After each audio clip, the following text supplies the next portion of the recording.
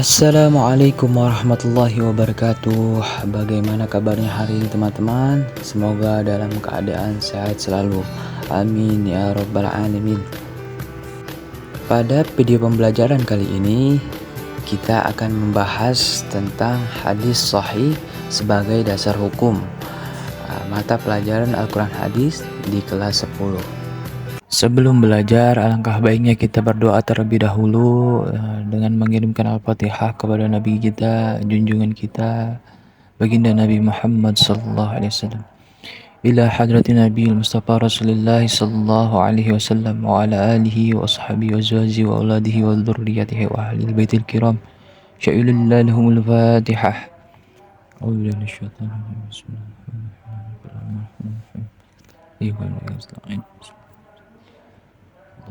Bismillahirrahmanirrahim.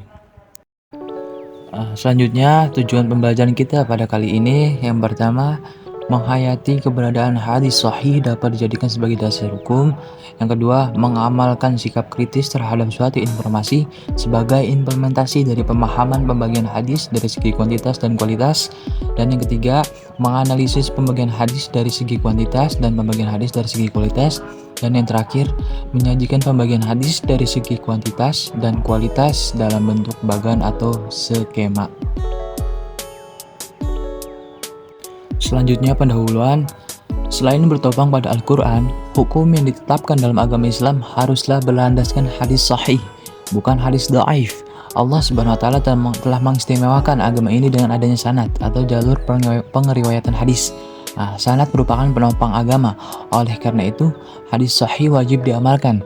Hadis hasan hanya digunakan untuk fadlailul a'mal atau motivasi dalam beramal ibadah. Sedangkan hadis yang sampai pada tingkatan maudhu sama sekali tidak boleh digunakan. Adapun bila tidak sampai maudhu, maka masih boleh digunakan tetapi bukan untuk menentukan hukum. Selanjutnya, pembagian hadis berdasar kuantitas. Yang pertama ada hadis mutawatir. Hadis mutawatir adalah hadis hasil tanggapan dari panca indera yang diriwayatkan oleh sejumlah besar rawi yang menurut adat kebiasaan mustahil mereka berkumpul dan bersepakat dusta. Adapun syarat-syarat daripada hadis mutawatir ini, yang pertama, pemberitaan yang disampaikan oleh perawi harus berdasarkan tanggapan panca inderanya sendiri. Yang kedua, jumlah perawinya harus mencapai suatu ketentuan yang tidak memungkinkan mereka bersepakat dusta. Dan yang ketiga, adanya keseimbangan jumlah antara rawi-rawi dalam tabaqoh atau lapisan pertama dengan jumlah perawi dalam lapisan berikutnya. Karena syaratnya yang sedemikian ketat, maka kemungkinan adanya hadis mutawatir sedikit sekali dibandingkan dengan hadis-hadis ahad. Selanjutnya, klasifikasi hadis mutawatir. Hadis mutawatir itu sendiri masih terbagi lagi menjadi dua jenis, yaitu mutawatir lafzi dan mutawatir ma'nawi. Hadis mutawatir lafzi adalah hadis yang diriwayatkan oleh banyak orang yang susunan redaksi dan maknanya sesuai benar antara riwayat yang satu dengan yang lainnya, atau boleh disebut juga dengan hadis yang mutawatir lafaznya. Dan yang kedua, hadis mutawatir maknawi adalah hadis mutawatir yang perawinya berlainan dalam menyusun redaksi hadis, tetapi terdapat persamaan dalam maknanya. Atau menurut definisi lain adalah kutipan sekian banyak orang yang menurut adat kebiasaan mustahil bersepakat dusta atas kejadian-kejadian yang berbeda-beda tetapi bertemu pada titik persamaan. Hadis mutawatir memberi manfaat ilmu daruri, yakni keharusan untuk menerimanya bulat-bulat sesuatu yang diberitakan oleh hadis mutawatir sehingga membawa kepada keyakinan yang qat'i atau pasti. Pembagian hadis berdasar kuantitas yang kedua yaitu hadis ahad. Hadis ahad adalah semua hadis yang tidak mencapai derajat mutawatir. Dengan demikian, sudah bisa dipastikan bahwa jumlah hadis ahad itu pasti lebih banyak dibandingkan dengan hadis mutawatir. Bahkan boleh dibilang bahwa nyaris semua hadis yang kita miliki dalam ribuan kitab, derajatnya hanyalah ahad saja. Sebab yang mutawatir itu sangat sedikit, bahkan lebih sedikit dari ayat-ayat Al-Quran. Kemudian, klasifikasi hadis ahad. Kalau kita berbicara hadis ahad, sebenarnya kita sedang membicarakan sebagian besar hadis. Sehingga kita masih leluasa untuk mengklasifikasikannya lagi menjadi beberapa kelompok hadis ahad. Yaitu yang pertama ada hadis masyhur. Hadis masyhur ini adalah hadis yang diriwayatkan oleh 3 orang atau lebih serta belum mencapai derajat mutawatir. Nah, hadis masyhur sendiri masih terbagi lagi menjadi 3 macam, yakni masyhur di kalangan para muhaddisin dan golongannya. Yang kedua, masyhur di kalangan ahli-ahli ilmu tertentu, dan yang ketiga, masyhur di kalangan orang umum. Yang kedua, hadis aziz. Nah, hadis yang diriwayatkan oleh 2 orang walaupun 2 orang rawi tersebut terdapat pada satu lapisan saja. Kemudian setelah itu orang-orang lain meriwayatkannya. Dan yang ketiga, hadis gharib.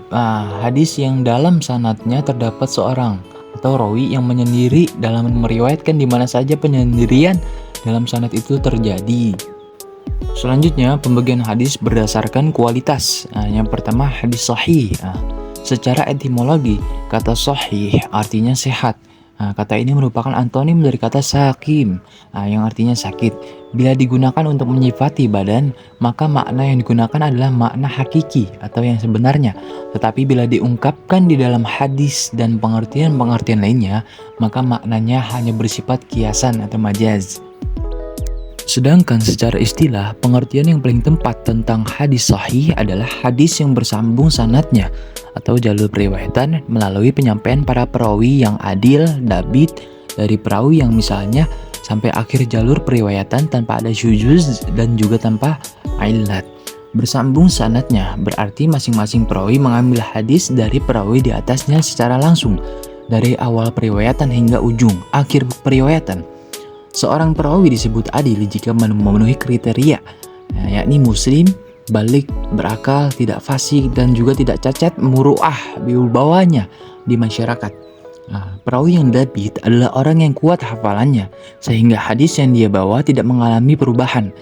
Perawi yang dabit terbagi menjadi 2, yakni dabit karena kekuatan hafalan yang disebut dabit al-sadr. Yang kedua, dabit karena ketelitian catatan yang diistilahkan dengan dabit al-kitabah. Adapun syarat-syarat hadis sahih, yang pertama, sanadnya bersambung. Kemudian perawinya bersifat adil. Ketiga, perawinya bersifat dabit. Yang keempat, tidak syadz atau bertentangan. Dan yang terakhir, tidak memiliki illat atau cacat. Selanjutnya, pembagian hadis sahih. Para ahli hadis membagi hadis sahih kepada 2 bagian, yaitu sahih li dzatih dan sahih li ghairi. Perbedaan antar keduanya terletak pada segi hafalan atau ingatan perawinya. Pada sahih li dzatih, ingatan perawinya itu sempurna, sedangkan pada hadis sahih li ghairi, ingatan perawinya itu kurang sempurna. Adapun kehujjahan hadis, hadis yang telah memenuhi persyaratan hadis sahih ini wajib diamalkan sebagai hujjah atau dalil syarok sesuai ijma para ulama hadis dan sebagian ulama usul dan fikih. Kesepakatan ini terjadi dalam soal-soal yang berkaitan dengan penetapan halal atau haramnya sesuatu, tidak dalam hal-hal yang berhubungan dengan akidah. Dengan dalil-dalil qat'i, yaitu Al-Quran dan hadis mutawatir. Oleh karena itu, hadis ahad itu tidak dapat dijadikan hujjah untuk menetapkan persoalan-persoalan yang berhubungan dengan akidah. Adapun kitab-kitab hadis yang menghimpun hadis sahih, yakni ada Sahih Al-Bukhari, kemudian Sahih Muslim, Sahih Ibnu Khuzaimah, Sahih Ibnu Hibban, dan Mustadrak Al-Hakim. Oleh karena itu, maka kita bisa simpulkan berdasarkan jumlah kuantitas atau berdasarkan jumlah perawinya, hadis terbagi menjadi 2 bagian, yakni hadis mutawatir dan hadis ahad. Kedua, hadis mutawatir adalah hadis yang diriwayatkan oleh banyak orang yang tidak mungkin lagi ada kebohongannya. Yang ketiga, berdasarkan kualitasnya, hadis dapat dibagi menjadi 3, yakni hadis sahih, hadis hasan, dan hadis dhaif. Hadis sahih ini adalah hadis yang bersambung dengan sanadnya atau jalur periwayatan melalui penyampaian para perawi yang adil, dabit, kemudian dari para perawi yang masih misalnya sampai akhir jalur periwayatan tanpa ada syuzuz dan tanpa juga ada illat.